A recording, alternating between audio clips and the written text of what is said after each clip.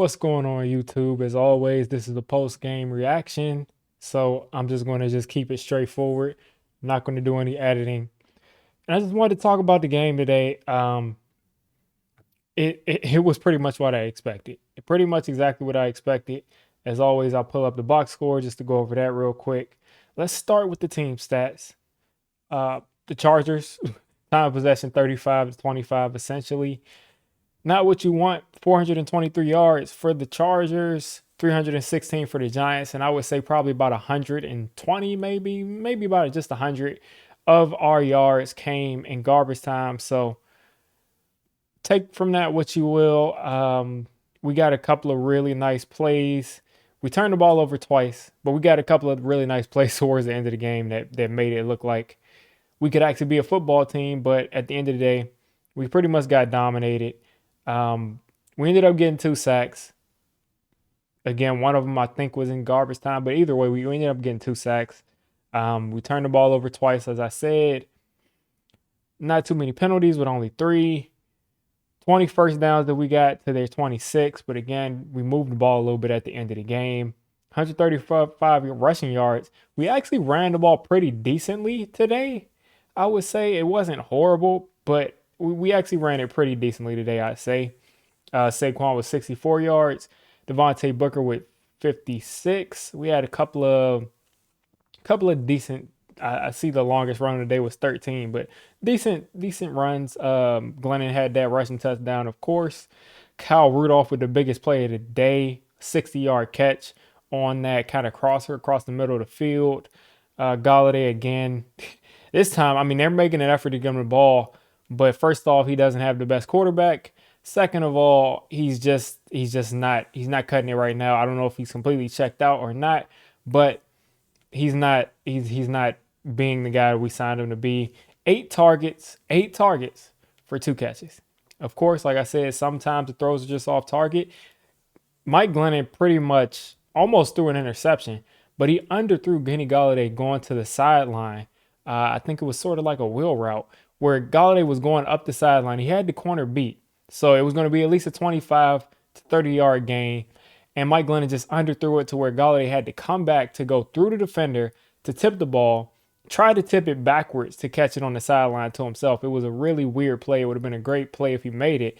But Galladay was open and he couldn't get the ball. So this is kind of misleading here, but 8 targets and 2 receptions is not good enough for what we have. And again, whether it's Galladay's fault, whether it's the quarterback's fault, whether it's the coordinator's fault, whether it's the head coach's fault, it's not being achieved the way we wanted this to be achieved. Eli Penny caught a touchdown. Saquon caught a touchdown. And then I put Mike Glennon on 3 touchdowns for the day, which is funny. We haven't had a quarterback get 3 touchdowns in a little while. I don't know if DJ's done it this season, and including rushing and passing. I couldn't tell you.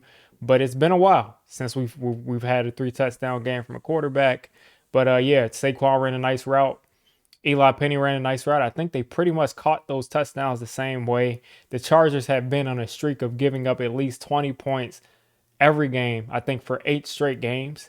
So we had a good shot at stopping us, but we got to 21 points, which is ridiculous. It was so difficult, again, for this team to put points on the board. I understand we have the backup quarterback in there, but this was going on before we had the backup quarterback in there, and it's just not excusable. Glennon 191, 2 touchdowns. He was off target pretty much the entire day. Pretty much the entire day he was off target. 17 for 36. That's less than 50% completion percentage. So that shows how much off target he was. His interception was behind Sterling Shepard, and this was in garbage time too, but it was behind Sterling Shepard. People are going to say probably Sterling Shepard should have caught that, but it was way behind him. He basically had to put out a hand to stop the ball, and it just kept going, and it eventually got intercepted. So Glennon was not good again, but what do you really expect from a backup quarterback? He had some nice throws this time, and his arm looked a little bit more like I would expect from Mike Glennon, who at one point had one of the strongest arms in the entirety of the league, but it seems like he's kind of fell off a little bit. But let's look at the Chargers stats. Justin Herbert pretty much did what he wanted the entire game. We even hit him a bunch. We hit Justin Herbert a lot. but he still made these throws. You got to give him credit. That throw that he had at the end of that first half, just ridiculous. Just ridiculous. We were still in that game at that point. I think it was 17-7. So I don't remember that sequence of plays. I might have that in the wrong order. I'm sure you'll correct me if I'm in the wrong. Matter of fact, I have the game log right here. Let's see if I can find it. Let's see. I remember getting the ball towards midfield to where we basically only had to get about 10 yards to kick a field goal. Let's see. All right. So yeah, okay. We had the ball at the LA Clippers 41. We have an incomplete pass. Then we throw a ball and we lose 2 yards. So we ended up being in 3rd and 12. And then we just drop back and we throw another incompletion. So we go from being at the edge of field goal range, pretty much with the edge, I mean 41 at the 41 yard line. That's at the edge of field goal range. If that was the end of the game, we'd be taking a shot at a field goal. So we go from the edge of field goal range to going back 2 yards and having a punt. After that punt, the punt was horrible. It was an 18-yard punt. Now I heard the crowd yell. I heard the crowd make some sort of sound. I don't know if it was because the punt was that bad or if someone got a piece. I couldn't really tell at that point. Of course, you all will let me know. But the punt was 18 yards. Ridiculously short punt. They got the ball, ran a couple of plays, and then we run a blitz. The blitz comes through, and we absolutely lay Justin Herbert out, but he just has a cannon for an arm, and he just chucks the ball 65 yards in the air. And Logan Ryan has a receiver running wide open behind him. So disgusting, disgusting, disgusting. I just didn't like that at all. Logan Ryan has got to stay back because he's a safety. But yeah, that throw by Herbert right there was a crazy throw, but we should not have allowed that receiver behind us. We weren't even there to contest the ball. We weren't there to contest the catch. So that's completely on Logan Ryan right there. He's got to get back. I don't know who the corner was there, but Logan Ryan is a safety right there, and you're basically all but playing prevent defense at that point in the game, and we still allow a touchdown in the last 2 minutes. It's really getting out of hand.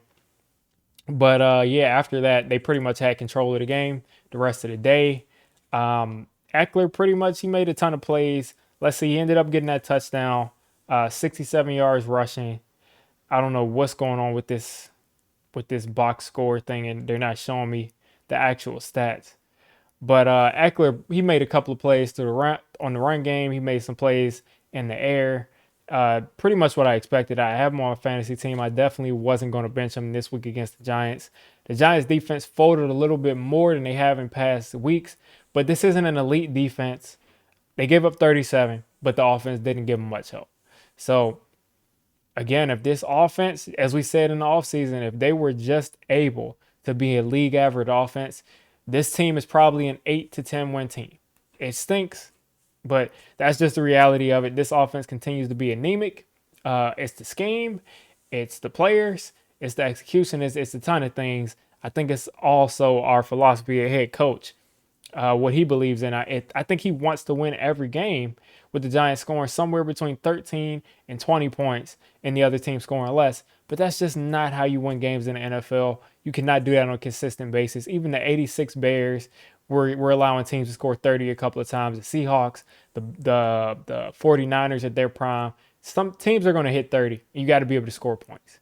So that's pretty much my thoughts on this game. I'm not upset about the game. I expected this to happen. We don't have our starting quarterback. I was thinking maybe we'd see Jake Fromm.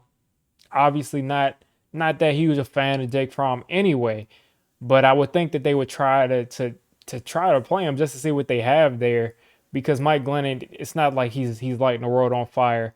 DJ probably not coming back this season, so you might as well just throw the youngest guy out there that you have. Didn't play Jake Fromm. We didn't play Kadarius Toney. Nate Solder pretty much played right tackle the whole game until maybe the last two drives. Matt Parrott got in there. But other than that, typical Giants football. We are not in the same stratosphere as the Chargers, and the score showed that. We pretty much scored 2 garbage time touchdowns, in my opinion, and that's that. So that's my take on this game. Nothing really surprising happened, and we'll go ahead and see who we play next week. Let's see. I think we play Dallas next week.